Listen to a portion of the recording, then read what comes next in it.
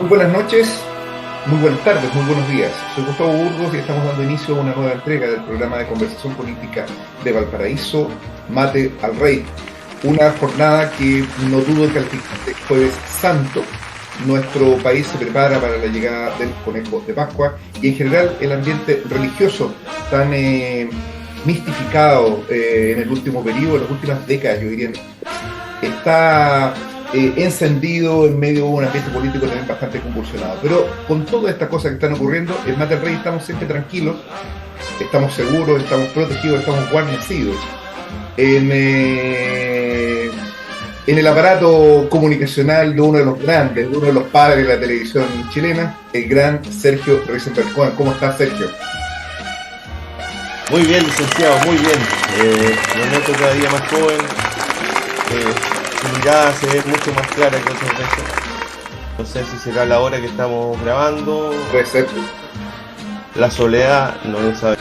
No. Pero todo eso le está haciendo muy bien. Eso lo nota el público del programa, inclusive ha hecho comentarios acerca de su Sí, sí, nueva sí. apariencia. Varones inclusive han hecho comentarios al respecto, que es algo que inquieta siempre a la producción. Pero es así, en el país. Sí. Lo más inquietante es que eran solo varones. Es más grave. Claro, exactamente, ese es uno de los problemas. Pero en todo caso, el nuestro es un programa democrático, absolutamente democrático, e inclusive algunos lo han calificado como liberal, fíjese, recordando los tiempos suyos de Sabor Latino y tantos otros programas que dieron mucho por, un poco por chasconear este país, ¿no es cierto, Sergio? Así es, nosotros lo hacíamos porque era el tiempo en que faltaba que el chileno tuviera una sonrisa, una entretención. Porque estábamos viviendo tiempos difíciles, licenciado, y usted Sí, lo sabe. Y en eso nosotros hicimos todo lo posible por darle la entretención y ese airecillo a fiesta sí, que tenía el Risenberg. chileno, porque, como decía Charly García, la alegría no No solo solo es brasilera, brasilera. claro. También hay que decirle a nuestro público que Sergio Risenberg es responsable de la programación de Semana Santa durante mucho tiempo. Él fue el encargado de que quedara grabada a fuego la historia de los pastorcitos de Fátima, El Manto Sagrado y, por supuesto, la gran película Jesucristo Superstar. Inclusive hubo un intento de Risenberg, esto no está totalmente confirmado. Él estuvo detrás de la producción de Jesucristo Superstar en su versión chilena también. Eso es cierto, Sergio, ¿no? Por supuesto, con grandes de la televisión. Pablo Abraira como Jesucristo, Pablo Abraira como Jesucristo y Juan Carlos Duque en su condición de Judas, creo. Y estaba eh, Eduardo Rabani, participó también Fernando Alarcón. También. Eh, la verdad es que fue una superproducción chilena que yo creo que no tenía nada que envidiarle a la que habían hecho acá, en mi segunda patria. Exacto. Ahí en la lejana playa de Escondido Beach, es una tautología, pero se llama Escondido Beach, en Malibu, California. Bueno, damos inicio a este programa y esto es un formato un tanto extraño. Tenemos a Riquelme lesionado y por lo mismo no pudo, ya digamos, en el precalentamiento se vio que no estaba en condiciones de entrar a la cancha, así que estamos con nuestro. No se cuida muy bien Riquelme, ¿eh? No se cuida muy bien. Exactamente, con la camiseta número 11, desde la legendaria comuna de San Joaquín, el cientista político, compañero Juan Carlos Gómez Leito. ¿Cómo estás, Juan Carlos? ¿Qué tal, licenciado? Un gusto saludarlo. Un gusto saludar a Sergio también. Y yo me uno a las primeras palabras que decía Sergio con respecto a la fisonomía y al perfil de nuestro conductor, que yo más que nada diría que aparte de todas las cosas que dijo Sergio, tal vez puede ser que esté enamorado, por eso se ve tan bien, Es pues. posible, es posible. Entonces, Sí, es posible. el amor puede haber llegado en el otoño en vez de la primavera a Es Gustavo, verdad, así que es verdad. bienvenido, sí, amor. Ya lo dijo Juan Pablo II, el amor es más fuerte. Exacto. Más todavía en estos tiempos que corren, ¿no? Exactamente, claro. Bueno, este programa tiene un dejo de emergencia, tiene un dejo de gravedad. Este programa tiene un carácter impostergable en un cierto sentido. La semana pasada discutimos en este mismo formato al costado de la cancha lo ocurrido el 29 de marzo pasado, una fecha que coincidentemente conmemora la ejecución de compañeros durante los años 84 y 85, durante el periodo uno de los periodos más oscuros de la dictadura, y que es reconocido por lo mismo como el Día del Joven Combatiente. En dicha fecha, el gobierno, de una manera probablemente intencionada, se eligió para aplicar y someter a consideración del Parlamento una batería legislativa llamada Agenda de Seguridad, que, como ya dijimos en el programa anterior, constituye probablemente uno de los ataques más feroces, uno de los atentados más completos, no solo al Estado de Derecho en nuestro país, sino que en general a las libertades democráticas. Esto durante esta semana, importantes académicos, profesores de Derecho Penal, organizaciones de derechos humanos, organizaciones de base, se han pronunciado en contra, particularmente dentro de estas normas de la ley Retamal Naín, que es una ley que es una especie de amnistía anticipada, en virtud de la cual se confiere impunidad a la policía, lo que ha sido denominado el gatillo fácil, aun cuando la expresión gatillo fácil se queda un poco corta, porque lo que hay acá en realidad, como decía, es una amnistía anticipada. Convenientemente, cada uno de los movimientos en la aplicación de esta norma ha ido acompañado de la muerte de un carabinero. Esto ocurrió el domingo 27 de marzo, 26 de marzo, pero fue la madrugada, el 26 de marzo, motivó entonces que el día lunes y martes se votara esta ley. Eh, y una vez terminada esta tramitación, otro carabinero en altas horas de la noche del día de ayer en Santiago, de ayer miércoles 5 de abril, rubrica este proceso. El hecho tuvo como efecto inmediato que un sector del gobierno, que es Apruebo Dignidad, donde está el Frente Amplio y el PC, habían determinado concurrir al Tribunal Constitucional respecto de una norma en particular de este paquete legislativo, y ya ha anunciado Revolución Democrática a esta hora, en la mañana del día jueves 6, que desistirán, con lo que entendemos que en un sentido práctico la ley en cuestión va a estar vigente y se va a hacer ley de la manera como lo requirió el Partido Republicano el día de ayer, de que el gobierno debía promulgar y publicar la ley en horas de esta mañana, y muy probablemente lo que va a hacer el presidente Boric va a ser cumplir con el mandato de la derecha de la manera como lo ha venido haciendo, al menos en los últimos 6 meses. Eh, Quiero culminar señalando lo siguiente, para darle el paso a Juan Carlos. Estamos en un momento que es extraordinariamente grave. La situación es extraordinariamente grave. Nosotros tenemos la firme convicción de que avanzamos a la estructuración de un Estado policial. Este gobierno, que ocupa buena parte del tiempo en solazarse, destacando los y las ciudadanos, con una serie de alusiones a la política de minorías y a las cuestiones ambientales, en general a una pirotecnia totalmente alejada de los conflictos sociales, con esa misma parsimonia con que nos sonríen los personeros del régimen, han venido aplicando medidas que son gravísimas, y que son gravísimas tanto en lo que representan en lo inmediato, desde un punto de vista simbólico, como la reinstalación de las ametralladoras UCI para los patrullajes policiales por parte de Carabineros, la misma que fuera retirada luego de la ejecución el 25 de agosto del 2011 del compañero Manuel Gutiérrez, sino que también en un sentido más general. Tenemos información de que se ha discutido en altas esferas del gobierno la posibilidad de declarar estado de emergencia, al menos en la región metropolitana, y también eventualmente también en la región de Valparaíso, y esto ha ido acompañado con un paquete de intervenciones de 30 comunas. Ya ha habido allanamientos durante la noche recién pasada, y esto nos pone en consecuencia a las puertas de una transformación del régimen, que muchos han calificado equivalente la dictación de esta ley a la ley maldita de González Videla. Juan Carlos, ¿cómo ves este giro político que ha tenido lugar esta última semana? Bueno, yo coincido contigo, Gustavo, al señalar que esta situación que vive el país en las últimas 3 semanas es de gravísima, eh, voy a decir una situación reiterativa, una gravísima gravedad.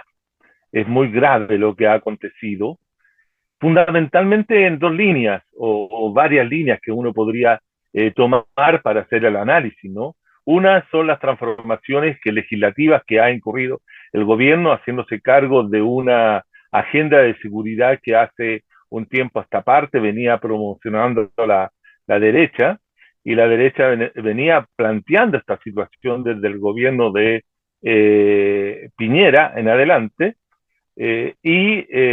ahora el gobierno de Gabriel Boric se hace cargo de ella y le coloca toda la urgencia y todas las indicaciones que ellos consideran que son pertinentes. Eso genera una situación.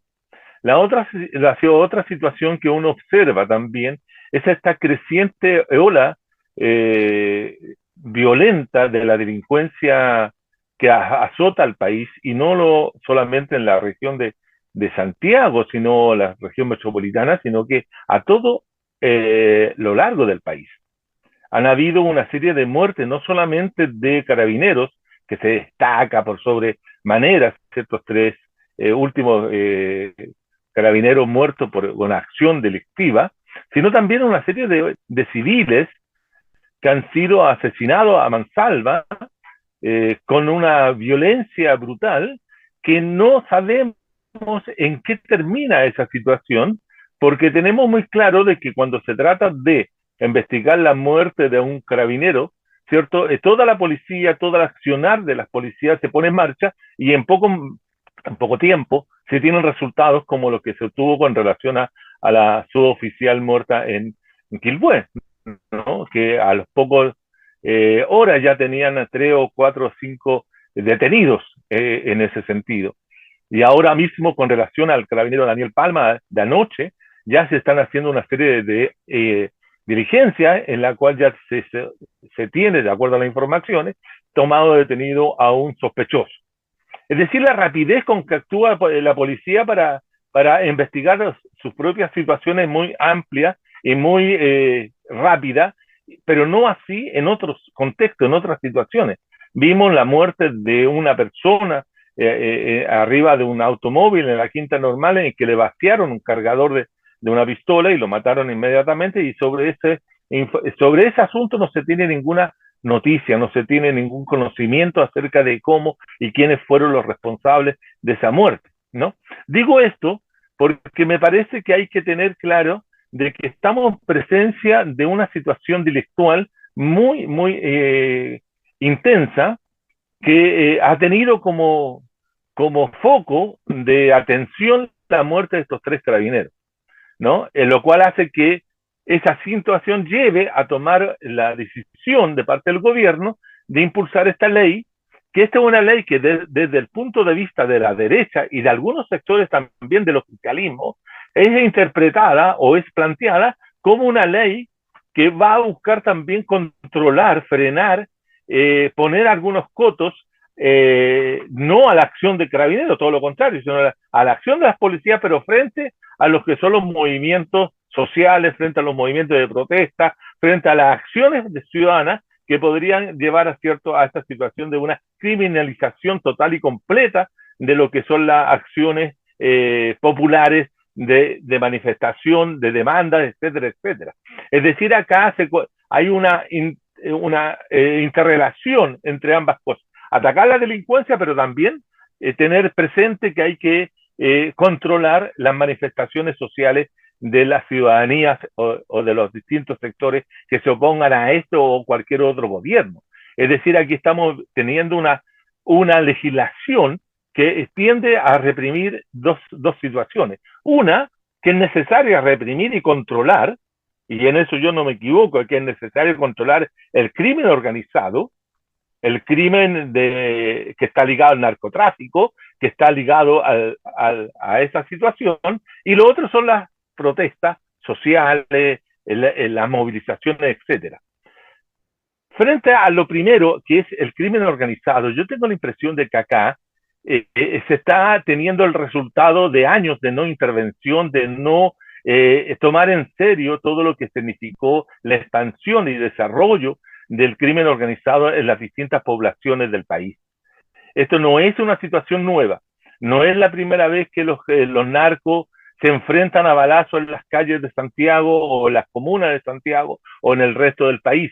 Esto venía ocurriendo desde hace 5 o 6 años de manera sistemática. Los disparos al aire cuando se recibe la mercancía o los fuegos artificiales en las distintas poblaciones es algo recurrente. Yo llevo viviendo en este sector más de 4 años y veo constantemente que durante estos 4 años eso ha sido permanente, no es que venga a ser ahora. Y nunca hubo una intervención, nunca ha habido una intervención de parte de la autoridad ante esos acontecimientos. Se dejó actuar, se dejó hacer, un laissez-faire total y completo en esa línea. Por lo tanto, lo que hoy día se está teniendo es una situación dentro de un espacio en la cual había mucha libertad para hacer muchas cosas. Hoy día lo están pagando, entre comillas, ¿cierto? Los propios que permitieron que eso se expandiera. Y los que tenían que haber reprimido, los que tienen que haber allanado, los que tienen que haber supervisado, controlado aquellos espacios, era la policía, eran los carabineros, y ellos no entraban. Eso se sabe, que ellos no entran a determinados lugares, en determinadas poblaciones, en determinadas comunas, en determinados sectores, no entran. Y eso también tiene que ver con lo inoperante que fueron y cómo permitieron que esta delincuencia se extendiera. Un segundo factor que explica esta violencia tiene que ver con la presencia de grupos de extranjeros que han llegado al país en los últimos 3 años a partir de lo que fue el acuerdo de Cúcuta de parte del presidente Piñera, que invitó a todos a venir y todos vinieron, y vinieron de todo tipo, y vinieron sectores fundamentalmente ligados a las redes de violencia de 2 países que se caracterizaron y se han caracterizado durante años por ese grado de violencia, que es el caso de Venezuela y el caso de Colombia. Colombia es un país sumido en la violencia durante muchos años, y cuando hablo de la violencia que está sumida, ¿cierto? Colombia desde el año 47, desde la muerte de Gaitán en adelante, ha sido permanente, pero no solamente la violencia guerrillera, como algunos lo plantean, sino que la violencia en todos los ámbitos. En un momento determinado en Colombia, los que reclamaban el uso de las armas eran 4 grupos: los paramilitares, ¿cierto? La guerrilla, el ejército y los narcotraficantes.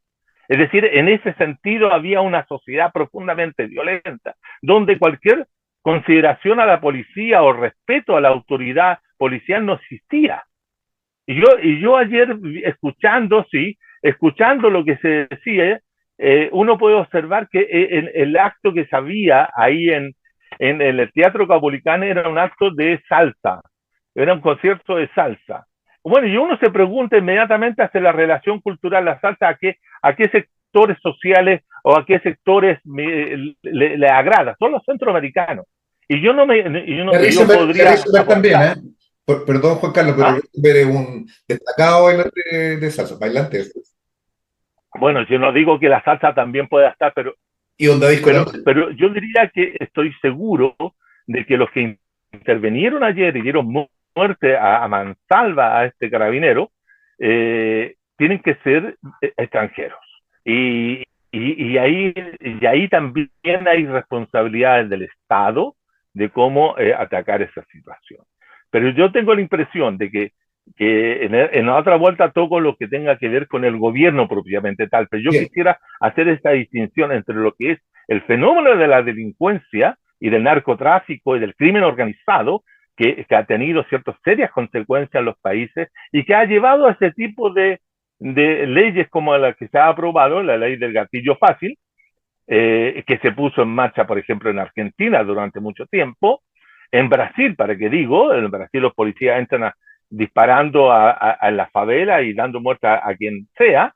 O como el mismo caso de colombiano, cuando se estableció la ley de seguridad democrática, en la cual, ¿cierto?, se beneficiaba a los policías que encontraban guerrilleros. Y eso dio lugar a los falsos positivos, que fue una violación total y completa a los códigos de los derechos humanos en cualquier lugar. Y eso fue propiciado por un gobierno de derecha como el de el terrorista, el genocida, este señor Álvaro Uribe Vélez, que se caracterizó por eso. Entonces digo que todos están brincados en un complejo situación donde tenemos un presidente bastante poco astuto para trabajar ese Bien, tema. Juan Carlos, pero para agilizar un poco la conversación, yo quiero hacer tres observaciones importantes respecto a lo que ha dicho Juan Carlos. La primera, yo no comparto en absoluto la idea de que exista alguna relación entre la delincuencia y la agenda de seguridad del gobierno. No existe, no hay ni una relación. La motivación política de la agenda de seguridad del gobierno guarda relación única y exclusivamente con la necesidad que tiene el régimen de armarse frente a una crisis de la cual no tiene certeza de si va a existir o no un levantamiento popular. Estos son más bien medidas preventivas, son medidas de golpe preventivo, un poco a la usanza de Bordaberry, ¿cómo se llama? En Uruguay, de estos golpes blancos como los que se dieron también en Perú con Fujimori. Estamos asistiendo a un proceso que tiene esas características. La utilización de la delincuencia es algo que no está relacionado con esto. Eso es lo primero que yo creo que es importante señalar. Acá hay una construcción política realizada por todas las instituciones, especialmente por los medios de comunicación, orientado a señalar que el único problema que hay en el país es el problema de seguridad y el problema de la delincuencia. La cuestión de la salud, el problema de la educación, el problema salarial, el hambre que campea las poblaciones de nuestro país, no es un problema en ningún espacio político del régimen, para ninguno. De tal suerte que acá lo primero que es necesario señalar eso. Y respecto, establecido, digamos, de que cuál es el carácter de este proceso y dado cuál es la motivación que tiene, yo me gustaría hacer dos precisiones. La primera, respecto a la naturaleza del delito. El delito en una sociedad capitalista es una mercancía. La burguesía ha hecho en torno al delito una industria. Primero, con los delincuentes propiamente tales, que lucran con ellos, pero también con los tribunales y con la policía. Existe un por supuesto, por supuesto, forman parte, nótese la tercera persona, forman parte de la misma industria. Y esto es algo que es lo que permite entender por qué hay delincuencia. Hay delincuencia porque hay capitalismo. Y en consecuencia, si queremos acabar con la delincuencia seriamente, lo que tenemos que hacer es acabar con el régimen cimentado en la gran propiedad privada, los medios de producción, porque ese es el origen de la delincuencia. La delincuencia organizada a su turno tiene que ver con estructuras más sofisticadas del propio capital. No hay mafia en Bolivia, no hay mafia en Haití, no hay mafia en los países más pobres del mundo, sí lo hay en los países más desarrollados, en Estados Unidos, en Europa y en América Latina. Son los países de mayor desarrollo económico quienes tienen estructuras mafiosas más desarrolladas. Y esto demuestra un hecho histórico discutible de que es el capital el que cimienta el crimen organizado. En consecuencia, si nosotros queremos combatir el crimen organizado, no basta con aplicar medidas de seguridad, sino que lo que es necesario es atacar las raíces de esto. Y cuando se habla de atacar las raíces, no es dar oportunidades, como se dice con un tono un tanto eclesial, que tanto le gusta a Risenberg, sino más bien desde un punto de vista político. Desde un punto de vista político, lo que es necesario es combatir el capital, que es la base social de sustentación del delito. Vale decir, ahí donde hay propiedad privada, hay robo, ahí donde hay familia burguesa, hay delitos asociados a la familia, etcétera, ¿no? Todos los delitos cautelan bienes jurídicos y dichos bienes jurídicos conforman la base de sustentación del régimen capitalista. Y lo segundo, que también me parece importante, es que, para terminar, esto es una idea que me parece medular. En el imaginario que nos está siendo inoculado a través de los medios de comunicación, en el imaginario, la respuesta al problema de la delincuencia, que es un problema social, político, como se ha notado y como se ha demostrado, la respuesta, en la solución es penal. Y a veces, me parece, un amigo de Risenberg, Nahuel Moreno, decía que a veces correspondía exagerar, utilizar el maniqueísmo para comprender la dinámica que tenga un proceso social. Si nosotros transformémonos en los más punitivistas del mundo, que todo el catálogo de delitos del Código Penal tenga pena de muerte. Y no solo tenga pena de muerte, sino que no sea necesario un proceso judicial para aplicarlo, para no hacer dilación, para que el delincuente realmente sepa que hay un aparato estatal comprometido implacablemente en la lucha en contra del delito. Entonces tenemos un Estado que mata a cualquier persona que cometa un delito. Bajo este supuesto, ¿qué es lo que ocurriría? El delito debería acabarse de inmediato. Este es el imaginario. Pero en realidad, ¿cuál es la realidad material? Es que este discurso es un discurso marcadamente fascista, cuyo objetivo en realidad es acabar, es barrer con todas las libertades democráticas. Y para esto propone como solución el protector, que siempre es el hombre que viene con una cachiporra, con un fusil, con una ametralladora, a solucionar el problema. Es quien nos protege. O sea, lo he escuchado muchas veces a través de los medios de comunicación, que la policía nos protege. Eso es una falsedad. La policía nos reprime. Esa es su función social. Hasta legalmente tienen el monopolio de la fuerza pública junto a las Fuerzas Armadas. Y las Fuerzas Armadas nos protegen, no protegen nuestra patria porque son sirvientes de los intereses del gran capital, ni la policía defiende a la población porque es un sirviente del aparato del Estado, formalmente. Este discurso es totalmente ideológico, esta idea de que nos defiendan. No nos defienden. Que vayan a decirle eso a los vendedores ambulantes, que le vayan a decir eso a los inmigrantes, que le vayan a decir eso a los mapuches que en el sur que se enfrentan todos los días con las fuerzas policiales que son fuerza militar de ocupación. Entonces, cierro diciendo lo siguiente. El discurso punitivista es un discurso que tiene un claro e inequívoco contenido fascista. Y a eso es a lo que está llamando el gobierno. Este gobierno transformador, este gobierno teletubi, por llamarlo de alguna manera, este gobierno que se solaza con las finezas lingüísticas, ha aplicado una política gorila que ninguno de los gobiernos de 1990 hasta nuestra fecha ha llegado. Este es un gobierno de extrema derecha y que se dispone en estos momentos a establecer su propia dictadura. Risenberg quería decir algo. Sí, sí, sí. No, estaba pensando que hay un elemento que por lo menos en los comentarios de la gente aparece bastante, bueno, y mucho en los matinales, evidentemente.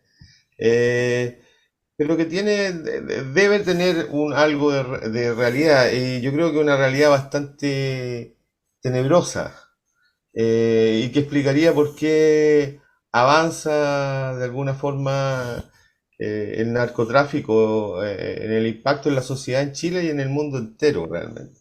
Estamos hablando de una industria que genera ganancias millonarias que la acercan a la farmacéutica y a la industria del armamento, eh, que tiene un importante centro de producción en Sudamérica. Por lo tanto, uno puede esperar que eso, digamos, el largo brazo del narco también haya entrado en Chile, específicamente por ser Chile una economía, un mercado de valores que está en constante desarrollo y en lo cual probablemente deben haber muchas formas de lavar dinero, Sí, claro, eh, claro. que también les permite hacer que eso circule.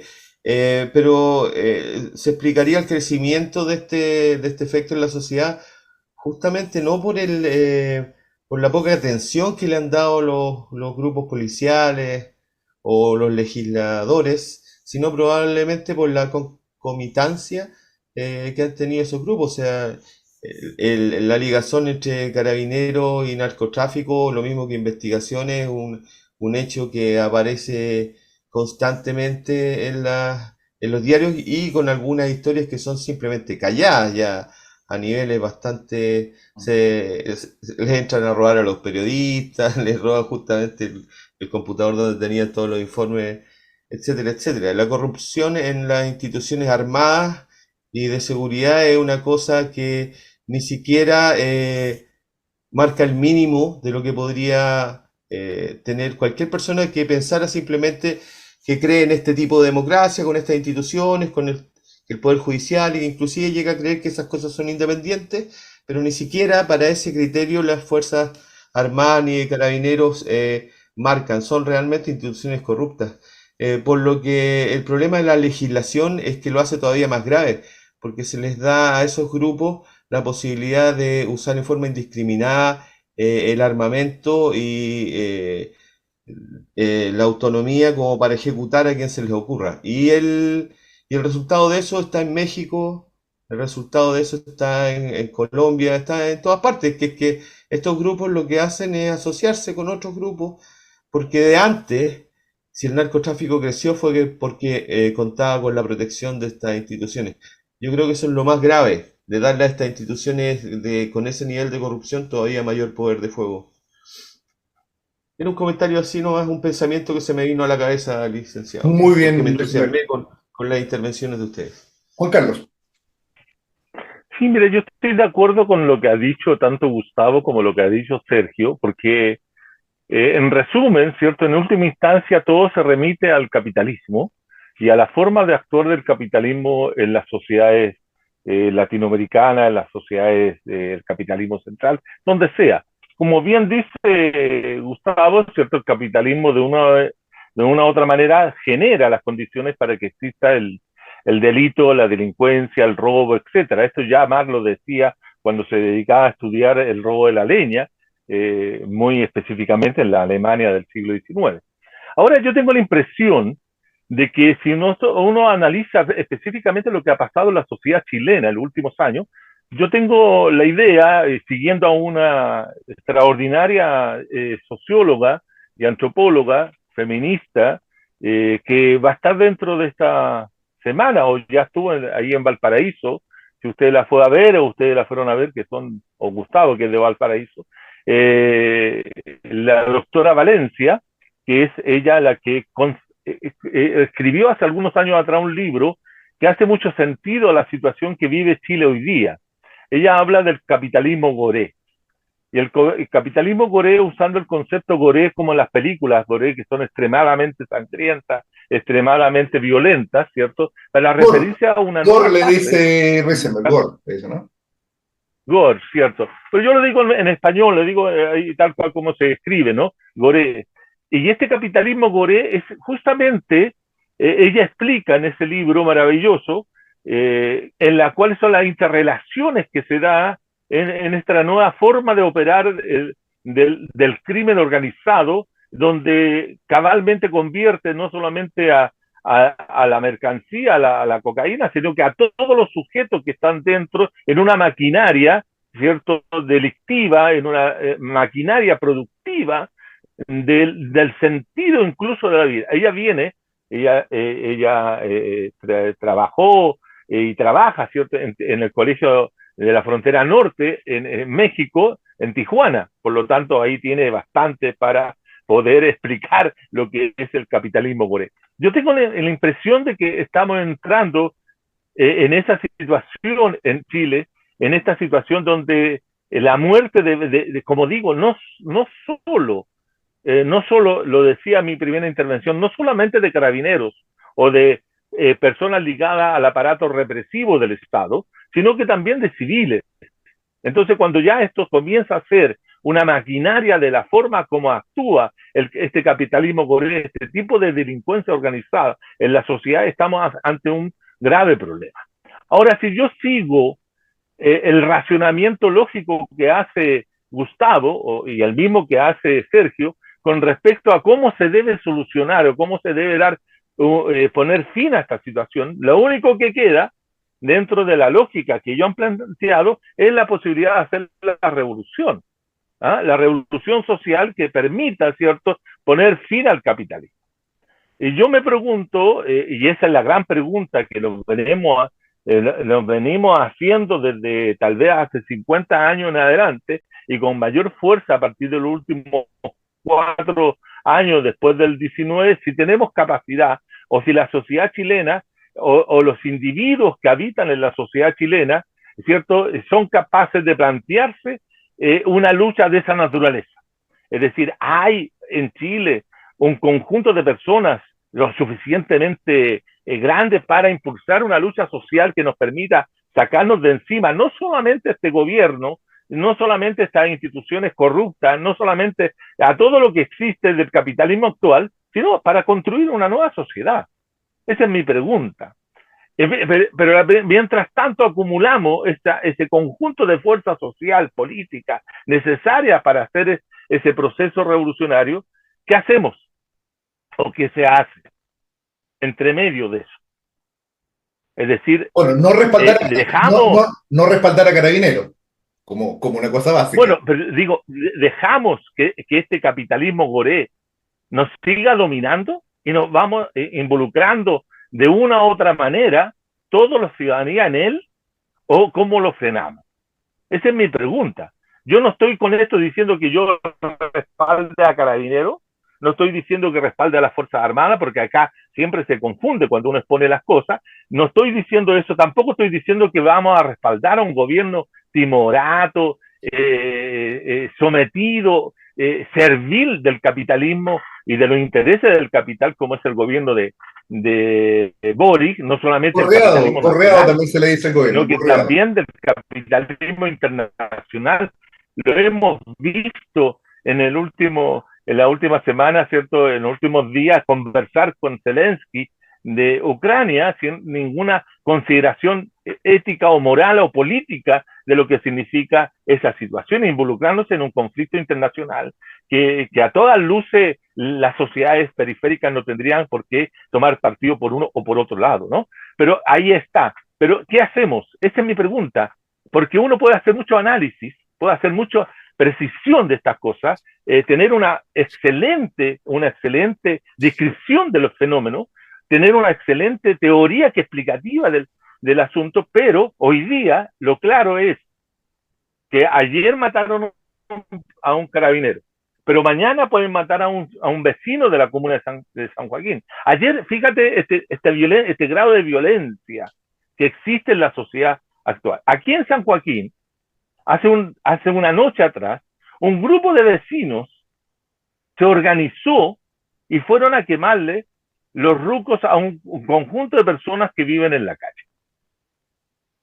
Y el alcalde sostuvo que no tenía instrumentos legales para intervenir ni a favor de los rucos, de toda esta gente, ni controlar a los vecinos. Entonces, de una u otra manera, este es un problema que no trasciende, ¿cierto?, las situaciones que hemos descrito, sino que tiene que ver cómo se está instalando en la sociedad chilena grados de violencia, que la única forma de solucionar las cosas es a través de mayor violencia. Entonces estamos en una situación caótica, de crisis total, como bien se sostiene, y que esto va a tener que ser solucionado de alguna forma, ya sea como quisiéramos todos nosotros, a través de un nuevo levantamiento popular que nos conduzca a realmente llevar a cabo una revolución, porque lo que pasó en octubre, no pasó de ser una insurrección que ni siquiera alcanzó los ribetes de rebeldía y menos de revolución. Y por lo tanto hay que plantear aquello. Pero mientras tanto, ¿qué? ¿Qué hacemos? ¿Qué hacemos?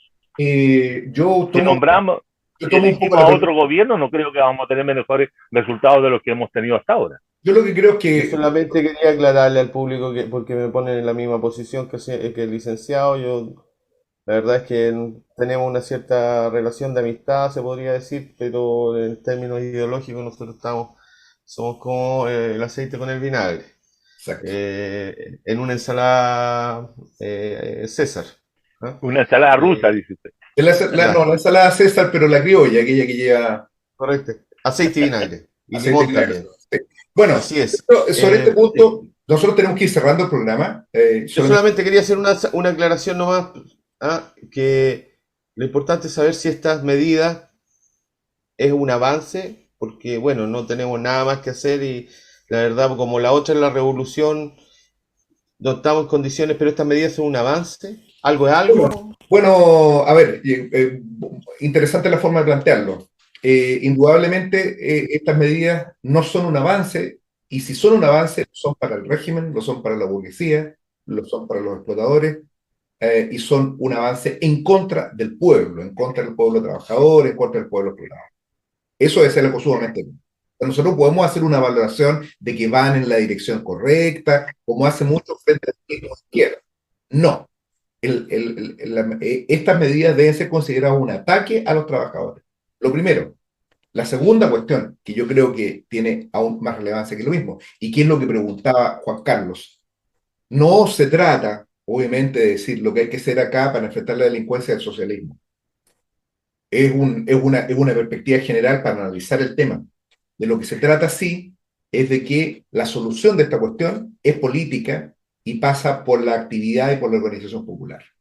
No hay manera de poner fin a la delincuencia sino mediante el fortalecimiento de las organizaciones de base, de las organizaciones de trabajadores, de las organizaciones de las poblaciones. Son ellas las que están en condiciones, sí, solo sí, de poner fin a esta situación, porque esas son las organizaciones de defensa o de autodefensa, como decía Marco Riquelme en el programa anterior, popular. Esas son las formas de enfrentar a la delincuencia en tanto una expresión de descomposición capitalista. Jamás, pero jamás de los jamás, y eso es muy importante que quede claramente establecido, nosotros nos vamos a prestar para servir de tapadera a la campaña política de victimización y de ensalzamiento de una organización criminal como Carabineros de Chile, porque es una organización criminal, y no solo por los casos de corrupción, por su participación sistemática en crimen organizado, robos de cajeros automáticos, drogas, como se hizo un poco bromeando, casos aislados 45.430, ¿no? Esto es algo que no solamente está ahora. No nos olvidemos quiénes fueron los que dieron muerte a los hermanos Vergara Toledo y quiénes degollaron a los degollados. No nos olvidemos quiénes fueron los que masacraron a los pobladores en Pampariboy en 1968 en Puerto Montt. La masacre de campesinos de Ranquil, etcétera. La construcción misma de la institución de Carabineros que se hizo por parte de una dictadura como fue el gobierno de Ibáñez, tuvo por finalidad poner en una sola mano estructuras policiales de matones, como por ejemplo la policía de caminos del siglo XIX, que eran estructuras que dependían directamente de los latifundistas aledaños. Entonces, la construcción de las organizaciones policiales siempre y solo sí son estructuras para la represión del pueblo. Y en consecuencia, vamos a usar una metáfora que hemos usado muchas veces. El Frente Amplio nos propone una discusión sobre si el campo de concentración es ambientalmente sustentable, si fue construido con perspectiva de género, si tiene adecuado su sistema de alcantarillado y de electricidad. El problema no es la formalidad de la institución, el problema es cuál es su contenido, porque el campo de concentración, en tanto sea un lugar para llevar presos y meterlo a los hornos, no importa si es sustentable, si es ecológico o si se hizo con perspectiva de género, que de alguna manera es lo que se nos está planteando, que la solución sería, y esto es algo ridículo de la ridiculez máxima, enseñarle derechos humanos a la policía. Enseñarle derechos humanos a la policía equivale a tratar de enseñarle derechos humanos, no sé, no me quiero quedar acá nomás, pero todo el mundo entenderá a quién nosotros podríamos pretender. El punto, para mí, el punto es ese, y creo que nosotros estamos al borde de la instauración, digamos, de una dictadura. Hay algo inconfundible de la conformación de un Estado policial, que es lo que se busca. Esto es fascismo, como dice nuestro gran amigo Julio Cortés, que él a su turno lo citaba, esos numerosísimos autores que siempre cita Julio. Ahí donde hay un movimiento fascista, hay una revolución frustrada. Y en ese sentido estoy de acuerdo con Juan Carlos. Indudablemente acá la frustración del proceso revolucionario abierto en octubre del 19 ha abierto las puertas para que este gobierno que llegó haciendo el saludo de Dalai Lama, hoy día esté agitando los demonios del fascismo. Que en este momento se esté discutiendo y se plantee que la solución a los problemas en este país pasa por la ocupación militar del país, es objetivamente plantearse la creación de una dictadura. Y que no vengan a decir que esto es el resultado del triunfo del rechazo. Esto es parte de la política sustancial con que ellos han decidido actuar en contra del pueblo, no solo en materia represiva, también con la flexibilización laboral, como lo hacen con la ley de 40 horas, que es un ataque bajo la línea de flotación de todas las conquistas de los trabajadores durante más de un siglo.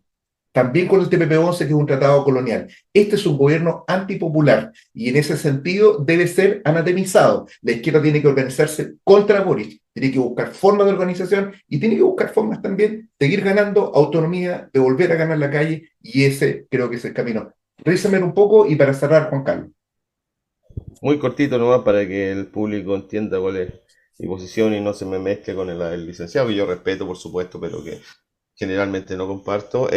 Así es. Yo creo, estoy de acuerdo con el licenciado que es importante que los vecinos se organicen y que sean la primera línea, digamos, en la lucha contra la delincuencia, el narcotráfico y otro tipo de actividades que perturben la tranquilidad de sus vidas, porque son las personas en sus propios lugares los que pueden defender su estilo de vida, la forma que tienen de organizarse, etcétera.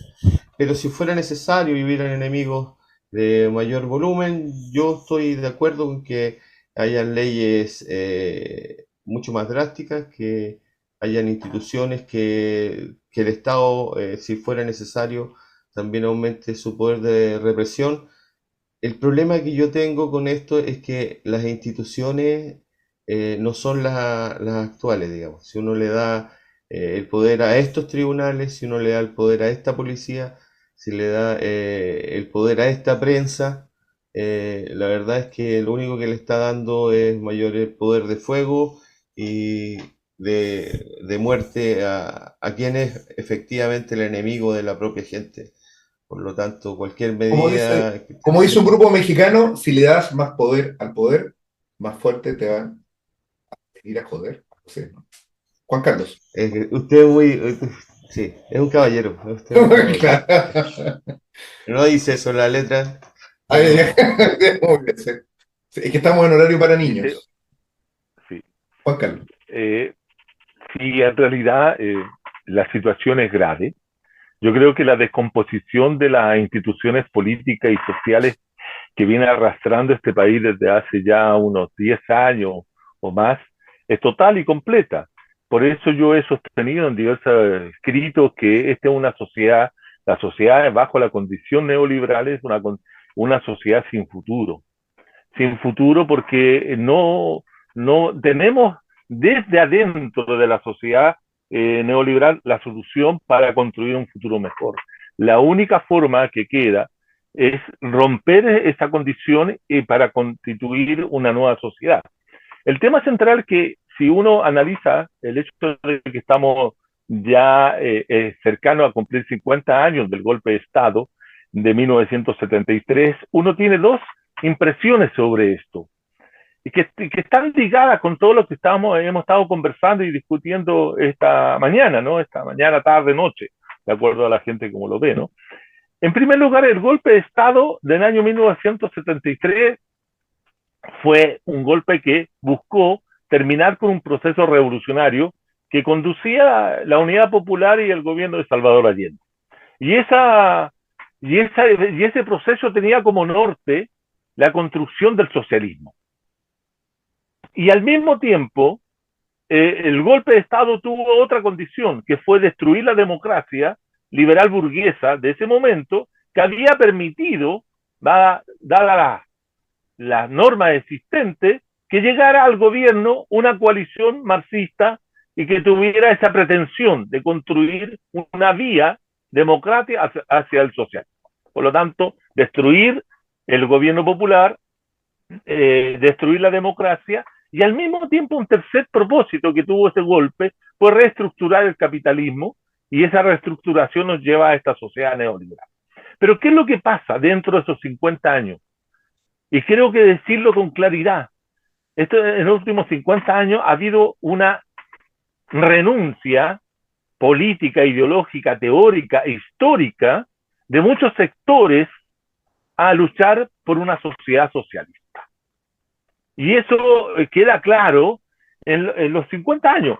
Los partidos de izquierda tradicional, con excepción de algunos, por cierto, abandonaron completamente la lucha por el socialismo. No hay ningún proyecto que se haya levantado a nombre del socialismo de los últimos 50 años, que concitara el apoyo de la sociedad, de los sectores populares, de los sectores trabajadores, etcétera. Lo Está que sí concitó la sepultando, ayuda, perdone, Juan Carlos, ¿está sepultando a García Linera con esa afirmación?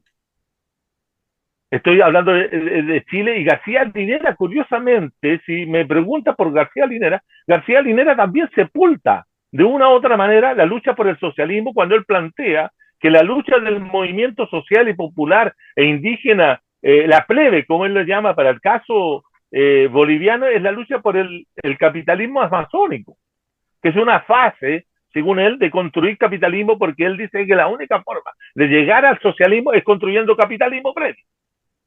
Entonces, estoy diciendo de Gracias. que hay una renuncia a la, no solamente en Chile, sino que en América Latina, incluso en Europa, por una serie de factores que sería largo enumerar acá, pero hay una renuncia a la lucha por el socialismo. Entonces, cuando no se tiene un horizonte de posibilidades, no se tiene un horizonte de futuro, nos damos vuelta en este eterno presente violento que estamos viviendo ahora, como digo, y lo caracterizo siguiendo a Valencia, ¿cierto? Como un capitalismo gore extremo. Entonces, en ese sentido, lo que habrá que comenzar a discutir, a elaborar entre todos los grupos que lo reconocen Eh, tenemos un problema. como opositora al capitalismo en su totalidad, de construir este proyecto que sociales, políticamente, al tema de la delincuencia, nada, sino darle solución cabal a la sociedad entera, porque toda la sociedad chilena está inmersa en esta situación y no sabe cómo salir de ella. Eso es lo más dramático. Esa es mi opinión con respecto a esta situación. Podemos dictar todas las leyes como bien decía Sergio, dictar todas las leyes, represiva o más represiva, menos represiva, pero no se va a terminar el problema porque el problema, como bien decía Gustavo, está en el meollo del asunto, que es la existencia de un capitalismo salvaje. Fíjense que yo lo que he podido dar cuenta de que cuando el capitalismo ha sido más salvaje en este país, con el neoliberalismo, la propuesta de socialismo ha desaparecido. Y cuando era menos salvaje, no digo que no lo fuera, en el periodo anterior se pudo construir un proyecto socialista a la manera como se construyó, pero era una alternativa para los sectores trabajadores, para los sectores populares, para los campesinos, para las mujeres, para los estudiantes. Ese proyecto, ¿cierto? Hace 50 años fue derrotado, fue destruido, y de ahí no ha emergido hasta el día de hoy nada.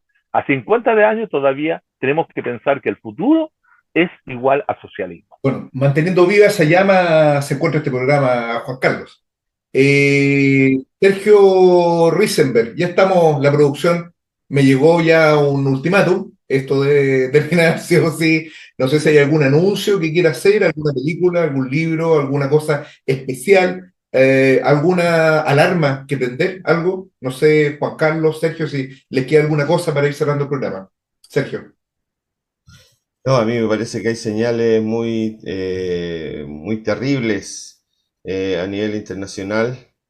La escalada militar armamentística sigue su curso. En la guerra de Ucrania se están usando ya semana tras semana, se aumenta aún más el nivel de tecnología del armamento. Se sospecha que los rusos por eso no han puesto todo el armamento ni han terminado con la guerra rápido porque esperaban el ingreso mayor de la OTAN, y el compromiso mayor de la OTAN significa acercarnos más a una guerra nuclear. La verdad, licenciado, que yo prefiero parar acá, porque lo que viene, si sigo con este tipo de comentarios, el público del programa se podría deprimir, pero le quiero hacer un adelanto. Nosotros vamos a tener un programa exclusivamente hablando de qué ocurre a nivel internacional, la guerra en Ucrania, con un invitado de fuste que ya vendrá y que es un Me secreto sobraron, por el me momento. sobraron el nombre, me sobraron el nombre por ahí, pero no sé si será, así que no me animo a decirlo. Juan Carlos, ¿alguna charla? Ya mencionó a Valencia, usted.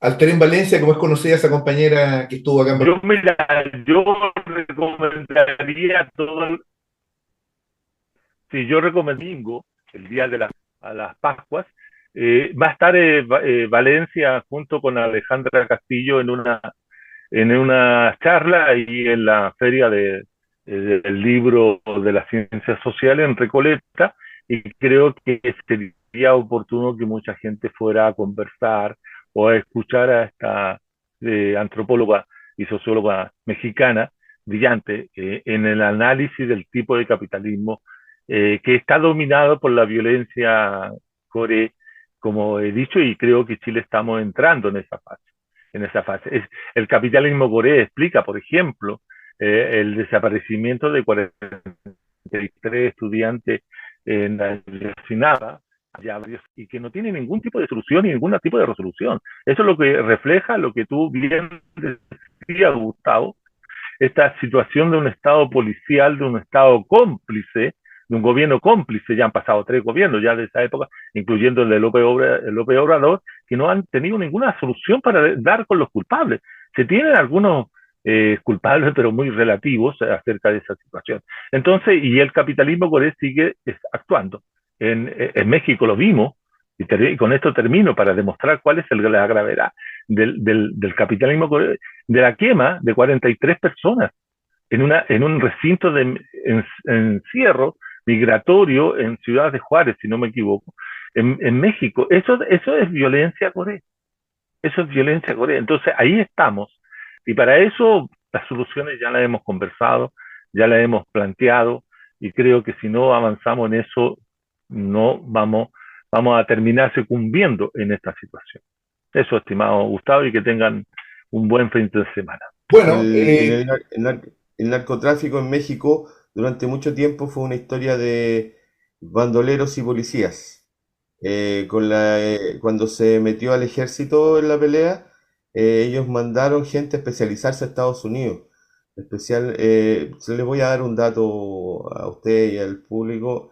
El fuerte se llamaba el Fuerte Hood, que es donde organizaron a grupos de militares mexicanos, la elite militar mexicana. Marinos. Esa elite mexicana se transformó en el grupo Los Zetas, y desde ahí en adelante empezó toda esta campaña de desmembramientos, cortes de cabeza, porque parte de la táctica de estos grupos es sembrar el terror derechamente, como lo hicieron ISIS para el licenciado, porque el licenciado le dice ISIS, pero hay gente de otros países que pronuncia en la forma inglés ISIS en Siria, que tienen muy parecido, y lo hicieron los paramilitares en Colombia también. Hay una constante de esos grupos. Bueno, hay una... agregando un dato a lo que dice Sergio, la guerra contra el narco que implementó Calderón, hace algunos años atrás, el presidente Calderón, provocó nada menos que cerca de 60.000 a 70.000 muertes de civiles, dentro de ellos muchos dirigentes de organizaciones sociales de base. Bien, la guerra contra el narco no solamente fue contra el narco, fue también contra las organizaciones sociales populares. Indudablemente, yo me quiero quedar con esta última idea, la ofensiva que en este momento el gobierno está supuestamente protagonizando en contra del crimen organizado. En primer lugar, no ha adoptado ninguna medida que sea concordante con dicha finalidad, lo único que ha hecho es garantizar la impunidad para las fuerzas policiales. Esta medida indudablemente tiene un objetivo muy distinto, que es arrasar con las organizaciones populares, impedir todo tipo de resistencia a un programa absolutamente antipopular como impulsado el gobierno.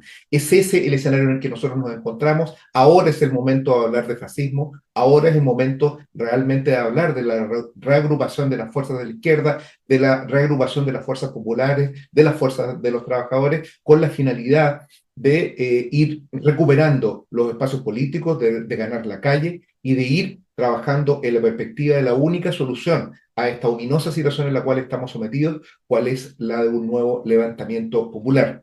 Bueno, siendo la hora indicada y estando debidamente facultado por nuestro distinguido director Sergio Risenberg, pongo término a las discusiones de este importante programa político, y no sin antes invitarlos a suscribirse al canal, a hacer clic en la campanita para que sepan cada vez que nosotros subimos nuevos contenidos, a comentarlos, a poner me gusta, a reventar el botón de like, porque de esta manera nos ayudan a que estos contenidos se difundan de manera más profunda, más extensa, que aumentemos nuestra audiencia en un momento que, como ya nos han dicho nuestros comentaristas en el programa, somos de los pocos programas que seguimos agitando la bandera de la resistencia y de la lucha popular.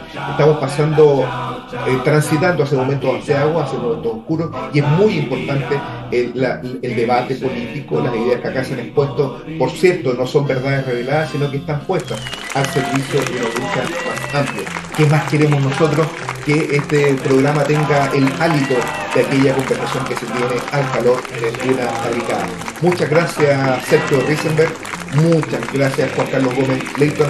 Y nos vemos en una próxima oportunidad. Y como siempre, matando al rey. Nos vemos. Chao, chao. Chao, chao.